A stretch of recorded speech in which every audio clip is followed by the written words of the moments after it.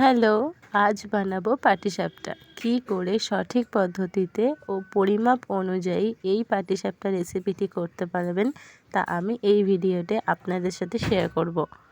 ভিডিওটি স্কিপ না করে পুরোটা দেখতে থাকুন। চলুন চালু করি।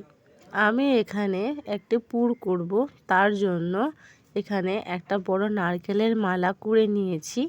আর এখানে নিয়েছি 100 গ্রামের মতন খেজুরের গুড়। আপনারা চাইলে যে কোনো গুড় নিতে পারেন। এবার একটা কড়া বসিয়ে নিয়েছি, গুড়টা গলিয়ে নেব।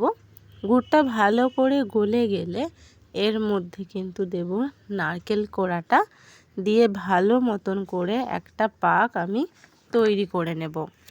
এখানে বলে রাখি, যখন গুড়ের সাথে নারকেলটা মেশাবেন তখন যেন ফ্লেমটা থাকে একদম হাই হিটে, আর যখন এই রকম ঝুড়ো ঝুড়ো হয়ে আসবে তখন যেন হয়ে যায় লো হিটে। আমাদের পুর কিন্তু রেডি।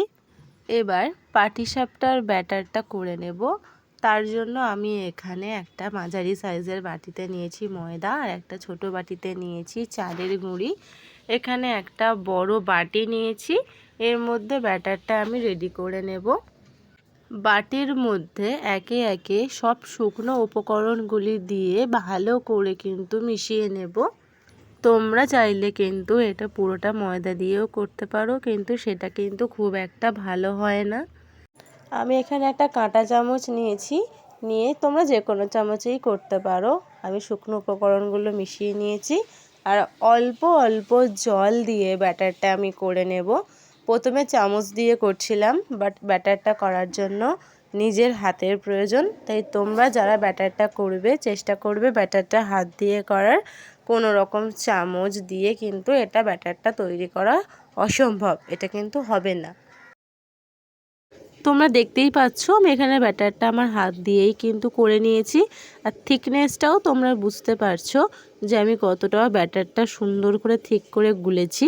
আর এর মধ্যে কিন্তু কোনো রকম ঢেলা বা পাল্পস থাকলে কিন্তু চলবে না।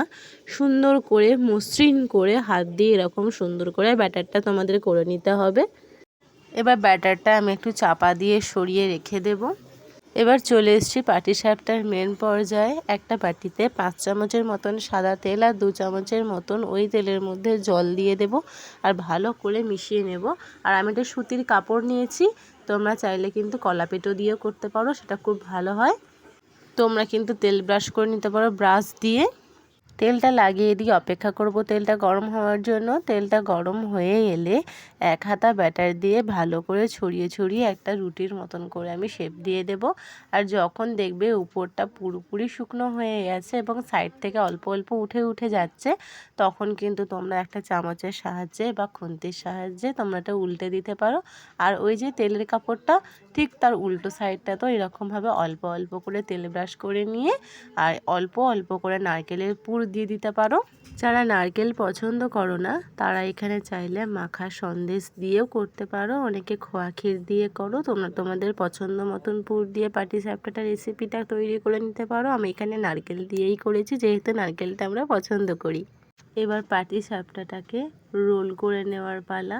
প্রথমে একটা দুটো আমার হয়তো ভুল হয়েছে করাটা, কিন্তু তারপরে আমি আস্তে আস্তে করতে করতে করতে করতে ঠিক আমি করে নিয়েছি। এই যে আমার একটা পাটিসাপটা কিন্তু পুরো রেডি হয়ে গেছে। তোমরা দেখতে পাচ্ছ কত সুন্দর করে চাটু থেকে উঠে চলে এলো। ঠিক সেরকমভাবেই একই পদ্ধতিতে আমি দ্বিতীয়টাও করে নেব।